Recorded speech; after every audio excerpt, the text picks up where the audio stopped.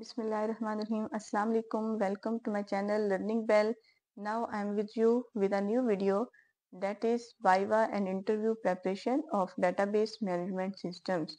As you know, database management system DBMS is very important course in computer science field. I have explained all important questions of DBMS with their answers. Let's start it. Question number 1 is data and information and difference between data and information. Data is collection of raw facts and figures.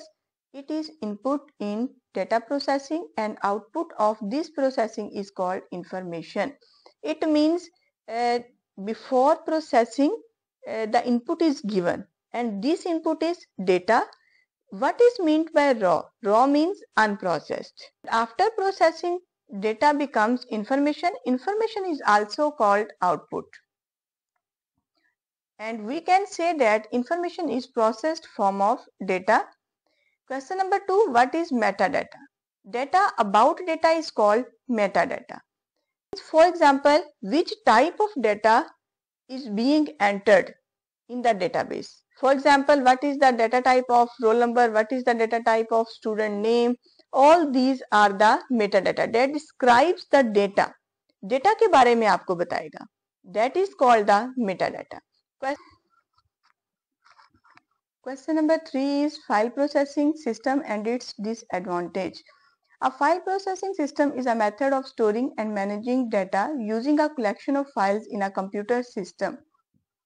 इस system में क्या होता है कि एक organisation में जितने departments हैं, हर डिपार्टमेंट जो है उसके पास अपना रिकॉर्ड होगा, सेपरेट रिकॉर्ड्स होंगे. रिकॉर्ड्स जो है सेंट्रलाइज नहीं है, means data is not centralised. Keep in mind in file processing system centralised word is very important. Means के data is not centralized in the file processing system, and because of this there are many disadvantages, like disadvantage mean problems, and its problems are data duplication, inconsistency, data security, atomicity problem, and data isolation. These are the different problems of file processing system. Next is question number 4, define database and database management system. Database is an organized collection of related data and a collection of programs that is used to create and maintain database is called database management system. Database को create करने के लिए the collection of programs that are used is called database management system. Next question is question number 5, define database approach. Database approach is a systematic method for managing and organizing data using database management system. Unlike the traditional file processing system, the database approach centralizes data management, providing a structured and efficient way to store, retrieve, and manipulate data. As you know that data is not centralized in the file processing system, that is the big problem, and all other problems of file processing system arise because of this problem, that data is not centralized.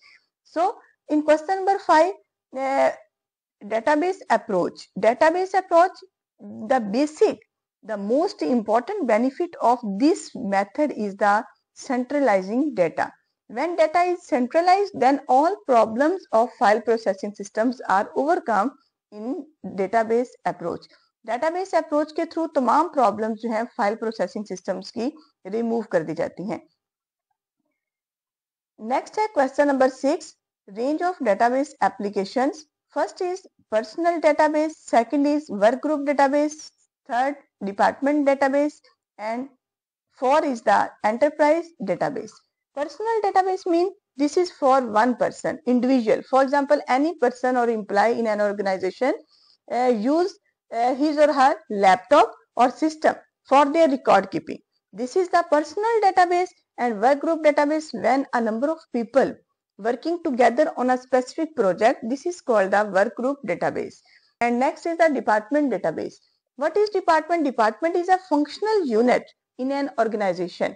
For example, in an organization, accounting department, production department, inventory department, all these are the different departments. Like that, in college or university, there are also many different functional units that are called departments: English department, computer science department, mathematics departments. All these are the different departments. In department database, this database is for one department. Every department has its own database. Next is enterprise database, when all departments database in an organization are connected. This becomes enterprise database. For example, vice chancellor of university wants to communicate with whole database, then he will use enterprise database, in which database of all university is combined. Next question is explain three-level architecture.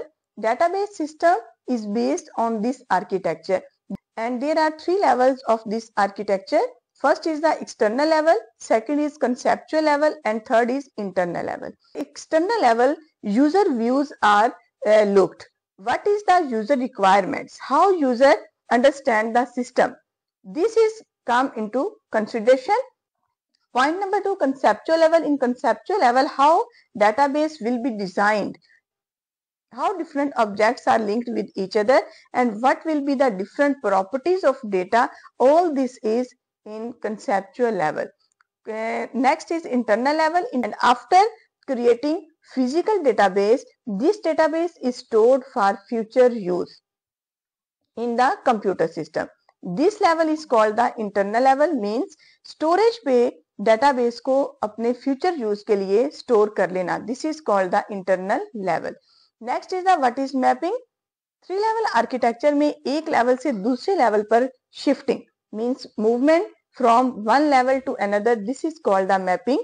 There must be correspondence between these three levels. How they actually correspond with each other? DBMS is responsible for correspondence between the three types of schema. This correspondence is called mapping.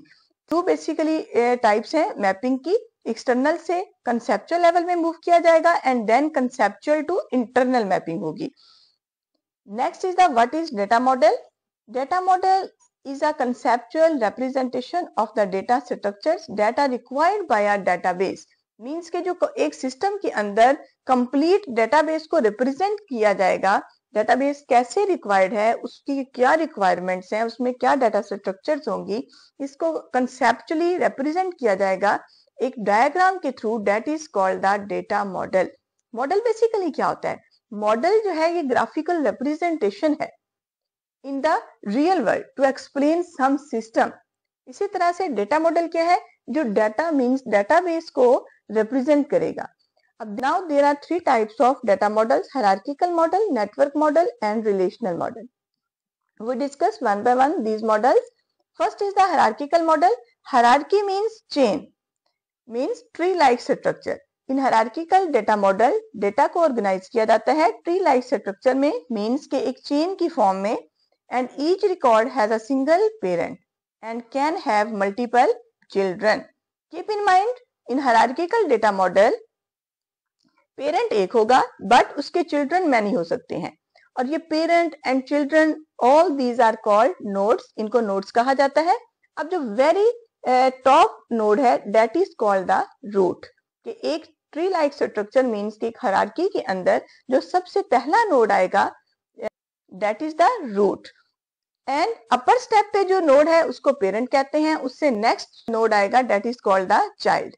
और इसकी example है organisational chart.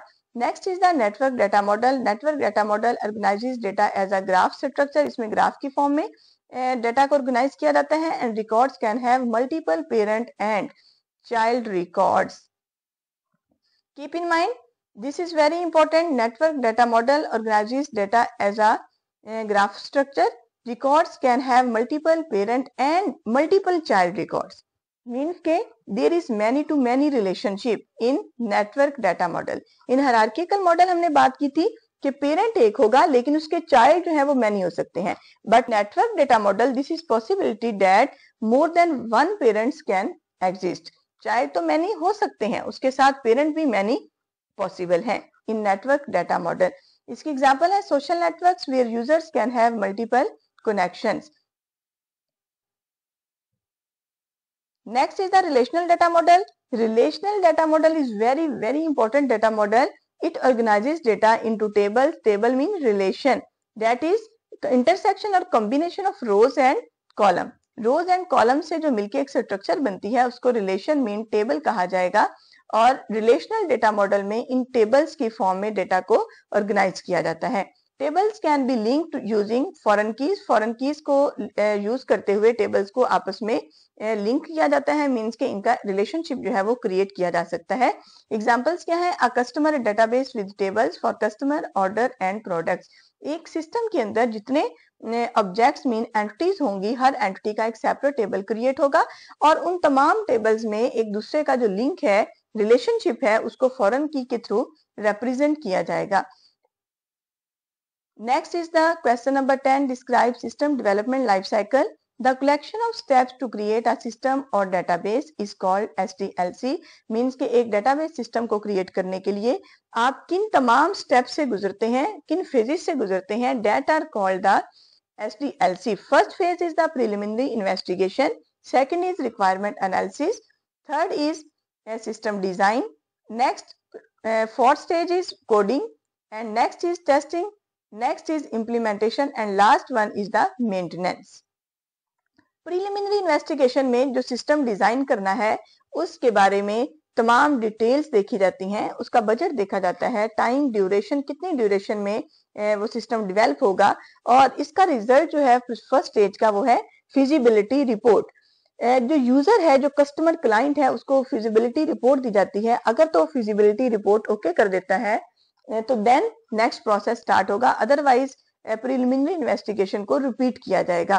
Second step requirements gather होंगी, requirements को इकट्ठा किया जाएगा कि new system को डेवलप करने के लिए किन रिक्वायरमेंट्स की जरूरत है, न्यू सिस्टम क्यों बनाने की जरूरत पेश आई, जो ऑलरेडी एग्जिस्टिंग सिस्टम है उसमें क्या प्रॉब्लम्स हैं और उनको ओवरकम करने के लिए न्यू सिस्टम हमने किस टाइप का बनाना है. जो सिस्टम डिजाइन टीम है ये तमाम काम करेगी. नेक्स्ट है system design.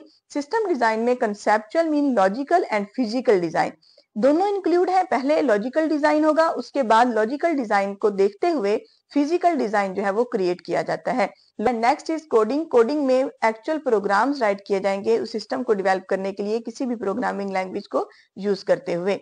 Next stage is testing. Testing में जो सिस्टम डिजाइन किया है उसको डमी डेटा देते हुए चेक किया जाएगा कि क्या वो वाकई ही रनेबल एग्जीक्यूटेबल है एंड जो रिक्वायर्ड रिजल्ट था वही जनरेट हो रहा है. After completing the testing process then the system is hand over to the client and it is install. Client के ऑर्गेनाइजेशन में इस सिस्टम को, जो कि डेटाबेस सिस्टम बनाया, उसको इंस्टॉल कर दिया जाता है. This is called the installation. And इसको इंस्टॉल करना मींस के रन हो जाएगा वो सिस्टम. This is called implementation. And after implementation system को अपडेट रखना, this is called the maintenance. These are the different phases of SDLC that are very important. Next question is question number 11. Define database administrator, data administrator and data dictionary. ऐसा person जो organisation में data के हवाले से responsible है कि data को collect कैसे करना है, किस सोर्सेस से गैदर किया जाएगा, किस टाइप का डेटा कलेक्ट होगा, data administrator. Next is the database administrator that is responsible for database. Means के from creating database to implementing database तक जो रिस्पॉन्सिबल है that is the database administrator. The repository in which data definitions, data constraint mean rules are added, this is called the data dictionary. जिसमें तमाम data जो कि एक system में use होगा उसकी डेफिनेशन, उसमें जो कंस्ट्रेंट, जो रूल्स अप्लाई करने हैं, तमाम उन रूल्स को भी रिप्रेजेंट किया जाएगा. डेट रेपोजिटरी मीन्स के एक स्टोर है. This is called the data dictionary. Next is the defined entity relationship model. An entity relationship model, also called ERD, means entity relationship diagram. It is a visual representation of the entities within a system and the relationship between them. The entity relationship diagram was introduced by Peterson in 1976. There are three elements that are very basic in ERD. These are entities, attributes and relationships. Next is define entity. It is an object or event in a system for which data is collected and maintained. For example, अगर हम college system की बात करते हैं, then students, teacher, courses, library, hostels, all these are the entities of college or university system. Define attribute and explain its types. Characteristics of an entity are called its attributes. For example, student का roll number, name, course, email ID, phone number, all these are the attributes of students. Like that, teacher ID, teacher name, designation, qualification, subject, all these are the different attributes of teacher. Next are there are some types of attributes. First is the simple attribute. Simple attribute that is not further divided. Question number 2, composite attribute. Composite attribute ऐसे attribute that are divided into different parts. Question attribute, drive attribute is database को जिस time design किया जाएगा उस time ये attribute store नहीं होगा, but it can be calculated और drive from stored attribute. Store attribute कौन से हैं? जो कि डेटाबेस में डिजाइन टाइम पर स्टोर कर दिए जाएंगे. फॉर एग्जांपल, स्टूडेंट का roll number, student name, address and date of birth. then these are called the store attribute and age is derived attribute. कि एज जो है ये derived attribute है, इसको कैलकुलेट किया जा सकता है जो ऑलरेडी सिस्टम में स्टोर एट्रीब्यूट है उससे. तो सो derived एट्रीब्यूट क्या है कि जो स्टोर्ड एट्रीब्यूट से when it is required then calculate किया जा सकता है. It is called the derived attribute. Attribute को ERD में ओवल के थ्रू रिप्रेजेंट किया जाता है. derived एट्रीब्यूट को डॉटेड लाइन ओवल से रिप्रेजेंट किया जाएगा. ERD में नोटेशंस जो है वेरी इंपॉर्टेंट है. एंटिटी के लिए जो नोटेशन यूज होती है that is rectangle and attribute के लिए ओवल सिंबल यूज होगी एंड रिलेशनशिप के लिए डायमंड सिंबल यूज होगी. Next is multi valued attribute. ऐसे एट्रीब्यूट जिनमें एक से ज्यादा वैल्यूज हो सकती हैं, लाइक स्किल्स एट्रीब्यूट कि एक एम्प्लॉय की जो स्किल्स का एट्रीब्यूट है उसमें मल्टी वैल्यूज आ सकती हैं. For example, he is a good web developer, also a good graphic designer. Means के एक से ज्यादा स्किल्स जो हैं पॉसिबल हैं, तो सो स्किल्स जो है ये मल्टी वैल्यूड एट्रीब्यूट है. Next is identifying attribute. Identifying attribute ऐसा एट्रीब्यूट है जो कि एक टेबल में और डेटाबेस में जितने भी रिकॉर्ड्स हैं हर रिकॉर्ड को आइडेंटिफाई करने, एवरी रिकॉर्ड को आइडेंटिफाई करने के लिए यूज होगा. फॉर एग्जांपल, एक क्लास में आप सब स्टूडेंट्स को आइडेंटिफाई करने के लिए स्टूडेंट्स का रोल नंबर यूज हो रहा है, then roll number is identifying attribute. Next question is relationship and explain its types. Relationship, association between entities is called relationship. इसका आपस में क्या association है? This is called relationship. For example, in class, teacher and students. These two entities and there is relationship between these two entities. Teacher teach the students. This is relationship. Relationship की three types हैं: unary relationship, binary relationship and ternary relationship. Unary relationship क्या है कि एक ही entity के different instance का आपस में जो रिलेशनशिप है. फॉर एग्जांपल, क्लास में स्टूडेंट का स्टूडेंट के साथ relationship, this is the unary relationship. इसी तरह जब एक फैमिली रहती है तो फैमिली के जितने पर्सन हैं वो एट अ टाइम मिलकर एक फैमिली का पार्ट बन रहे हैं. तमाम फैमिली मेंबर्स पर्सन की क्लास कैटेगरी में आएंगे. मीन्स के एक पर्सन जो है वो दूसरे पर्सन के साथ इंटरेक्ट कर रहा है. This is the unary relationship. And next is binary relationship. Binary relationship में this relationship between two entity classes और two entity types. For example, student and teacher का रिलेशनशिप. स्टूडेंट अलग से एंटिटी है and teacher is a separate entity. जितने भी teachers हैं वो टीचर एंटिटी क्लास में आएंगे और ऑल स्टूडेंट्स जो हैं वो स्टूडेंट्स एंटिटी क्लास में आएंगे. Keep in mind there are three types of binary relationship. First is one-to-one, second is one-to-many and third is many-to-many relationship. One-to-one relationship को पहले डिस्कस कर लेते हैं. When there is only one instance in first entity class A for every instance of second entity class B. Means के two entity classes हैं A and B. ए के class में हर instance के लिए एंटिटी बी के पास भी ओनली वन इंस्टेंस है, इसी तरह एंटिटी बी के हर इंस्टेंस के लिए एंटिटी ए के पास भी ओनली वन इंस्टेंस है। फॉर एग्जांपल, एक कंट्री को एक ही प्रेसिडेंट रन करता है और एक प्रेसिडेंट जो है वो सिर्फ एक ही कंट्री का है, तो कंट्री एंड प्रेसिडेंट के दरमियान जो रिलेशनशिप है, this is the one to one relationship, this is one to many relationship.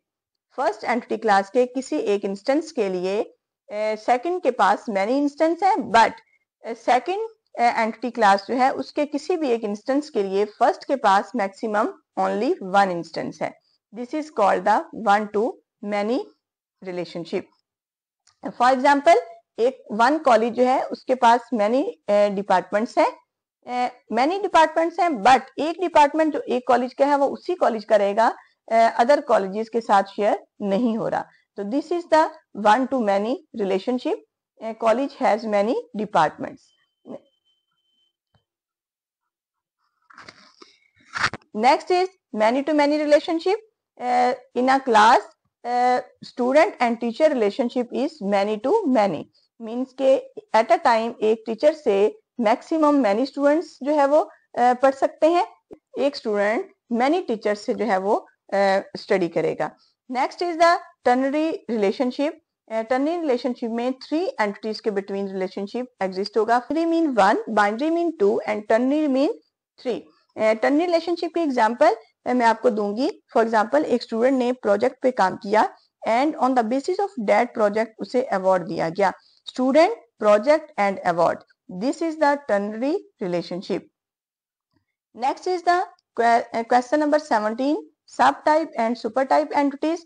An entity that can exist independently is called supertype, means के जिसके existence के लिए किसी दूसरी entity का सहारा नहीं जरूरी, उसको किसी और का support नहीं चाहिए, this is called the super entity. And subtype entity क्या है? That cannot exist without existence of another entity is called subtype or weak entity or child entity. Super entity is also called parent or dominant entity. Next is the defined relational model. This model is a data model that is used to manage and organize data in a structured way using tables. These tables are known as relations. मैंने पहले आपको already बता दिया है। It was introduced by E.F. Codd in 1969 and it is the foundation for relational database management system. In this model, a relation term is used and relation is combination of rows and columns that is also called table. Next is define key and explain its different types. A key is a specific attribute or a set of attributes that uniquely identifies a record within a table.